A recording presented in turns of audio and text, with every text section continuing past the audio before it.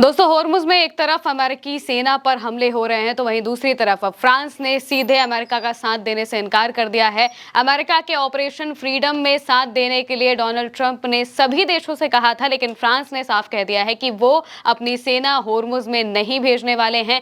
किसी भी कीमत पर वो अपनी सेना नहीं भेजेंगे। और वहीं दूसरी तरफ ईरान की तारीफ करते हुए भी फ्रांस के राष्ट्रपति इमानुएल मैक्रों दिखते हुए दिखाई दिए। वो तारीफ करते हैं और कहते हैं कि अमेरिका में हमें रिस्पेक्ट मिलती है, लेकिन ईरान में ट्रस्ट और रिस्पेक्ट हमें दोनों मिलता है, ये बात वो कहते हैं। और वहीं दूसरी तरफ ये भी बात बताते हैं कि होर्मुज में किसी भी कीमत पर फ्रांस की सेना नहीं उतरने वाली है। खबरें क्या है बता देते हैं। प्रेस टीवी के हवाले से लिखा है, Emmanuel Macron says that France will not join the US military mission to reopen the Strait of Hormuz. He insist on a coordinated reopening between Tehran and Washington as the only viable solution. यानी कि Emmanuel Macron कह रहे हैं कि France किसी भी कीमत पर अमेरिका का मिलिट्री ऑपरेशन जो कि होर्मुज में चलाया जा रहा है उसे ज्वाइन नहीं करेगा। सिर्फ और सिर्फ बातचीत के रास्ते ही स्ट्रेट ऑफ होर्मुज के मसले को सुलझाया जा सकता है, इसके अलावा कोई रास्ता नहीं है। वो यहाँ पर साफ तौर से कह रहे हैं और कह रहे हैं कि जो फ्रांस की सेना है वो किसी भी कीमत पर होर्मुज में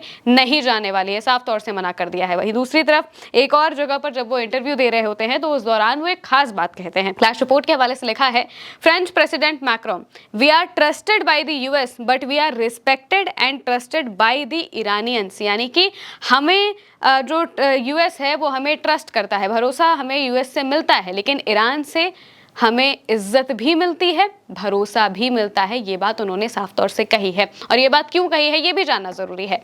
दरअसल जब बीते वक्त 40 दिनों की जंग हुई, इस दौरान डोनाल्ड ट्रंप ने एक बार नहीं कई बार जो यूरोपियन कंट्रीज हैं उनसे कहा था कि आप इस जंग में हमारा साथ दीजिए, आप स्ट्रेट ऑफ होर्मुज को खुलवाने के लिए आगे आइए।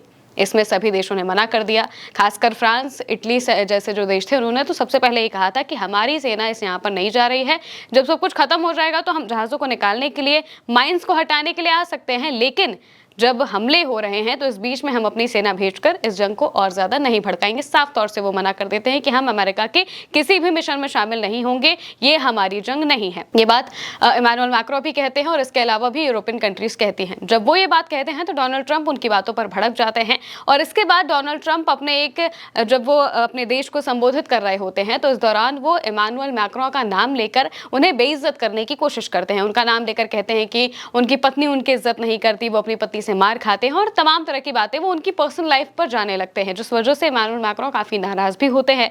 इसके बाद भी ये देखने को मिलता है कि अमेरिका और यूरोपियन कंट्रीज के बीच में जो खटास है वो बढ़ती हुई नजर आती है और मौजूदा वक्त में नाटो टूटने की स्थिति पर आ चुका है। हालात ये हो गए हैं कि नाटो के देश अमेरिका की बात नहीं सुन रहे हैं और अमेरिका अपने ट्रूप्स को यूरोपियन कंट्रीज से निकालना शुरू कर चुका है। इस बीच में वापस से अब अमेरिका ने ऑपरेशन फ्रीडम चलाया। ऑपरेशन फ्रीडम के जरिए यूएस की जो नेवी है वो होर्मुज के इलाके में फंसे जहाज़ों को निकालने की कोशिश कर रही है। और साफ तौर से ये जब ऑपरेशन चलाया गया तो डोनाल्ड ट्रंप ने कहा कि ये एक ह्यूमैनिटेरियन ऑपरेशन है, यानी कि ऐसा ऑपरेशन है जिसमें हम मानवता दिखा रहे हैं और अब मानवता के खातिर हम यहाँ पर इस ऑपरेशन को चला रहे हैं, जिससे कि बाकी के जो देश हैं वो भी इसमें ऐड हो सके। और उन्होंने कहा था कि हम चाहते हैं कि बाकी के देश भी इस ऑपरेशन में शामिल हों। लेकिन जब इमानुएल मैक्रों से इसके बारे में पूछा जाता है वो साफ तौर से मना कर देते हैं, कहते हैं कि भाई हम यहाँ पर किसी भी कीमत में शामिल होने के लिए नहीं जा रहे हैं, हमारी सेना जो है वो होर्मुज में किसी भी कीमत पर नहीं उतरेगी, यहाँ पर वो नहीं जाएगी। इसके अलावा मौजूदा वक्त में स्थिति ये हो चुकी है कि जैसे ही अमेरिका ये ऑपरेशन चलाता है, उन्हें लगा था, डोनाल्ड ट्रंप को लगा था कि वो अगर इस तरीके का ऑपरेशन चलाएंगे, ह्यूमैनिटेरियन एड की बात करेंगे, मानवता की बात करेंगे, तो दूसरे देश धीरे धीरे करके आएंगे। इस वजह से उन्होंने ऑपरेशन चलाया, ऑपरेशन को शुरू कर दिया। लेकिन जैसे ही अमेरिका की नेवी होर्मुज के इलाके में आगे बढ़ने की कोशिश करती है तो ईरान की तरफ से उन्हें मिसाइलें खानी पड़ती हैं।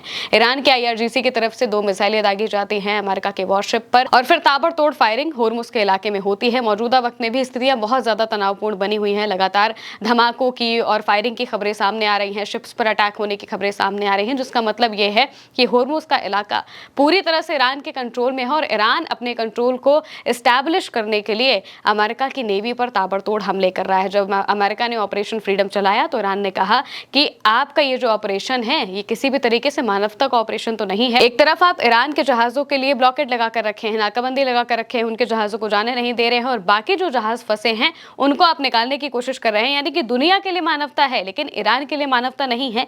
ये बात ईरान को समझ में आ गया और ईरान ने साफ तौर से कहा कि अगर होर्मुज के इलाके में यूएस नेवी आने की कोशिश करेगी तो हम इसे पूरी तरह से सीजफायर का उल्लंघन मानेंगे और फिर उसी के तरीके से जवाब देते हुए दिखाई देंगे। और तभी होर्मुज के इलाके में ताबड़तोड़ गोलीबारी होती है। आईआरजीसी की तरफ से, आईआरजीसी की जो नेवी है, नेवी की तरफ से बाकायदा जो फायरिंग है वो की जाती है। और मौजूदा वक्त में हालात ये हो चुके हैं कि यूएस के शिप आगे और जाने से डर रहे हैं और जो शिप्स फंसे हुए हैं, जो कमर्शियल व्हीकल्स हैं, जो वेसल्स हैं जो फंसे हुए हैं, वो खुद इस बात को कह रहे हैं कि हम बहुत कंफ्यूज हो गए हैं और हमें अमेरिकन नेवी ने यूं ही अकेला छोड़ दिया है। उन्होंने हमको ठीक से इंस्ट्रक्शन नहीं दिए, बताया नहीं कि क्या करना है क्या नहीं कर रहा है। एक तरफ तो उन्होंने अपनी हवाई लेने के लिए यहां पर कह दिया कि हम इन शिप्स को निकालेंगे, लेकिन जब शिप्स उनसे संपर्क करने की कोशिश कर रहे हैं तो कुछ भी समझ में नहीं आ रहा है कि आखिर क्या करना है। और खुद अमेरिका इस जंग में फंस चुका है, बुरी तरीके से फंस चुका है, और होर्मुज में उनका साथ देने के लिए भी कोई देश उतरने को तैयार नहीं है। और हालत ये हो गई है कि अमेरिका के तो अब प्लेन्स भी गिरने लगे हैं, प्लेन्स भी अचानक से गायब होने लगे हैं, रडार से गायब होने लगे हैं, और एक फुल स्केल जंग होते हुए यहाँ पर दिखाई दे रही है कि अब हो सकता है कि अमेरिका और इजराइल मिलकर ईरान पर हमला करे, और अगर हमला हुआ तो वापस से जवाबी कार्रवाइयाँ होंगी और मिडिल ईस्ट फिर से तनावपूर्ण बन जाएगा। फिलहाल के लिए मेरे यानी महिमा के साथ इस खबर में इतना ही। आप देखते रहिए उल्टा चश्मा यूसी।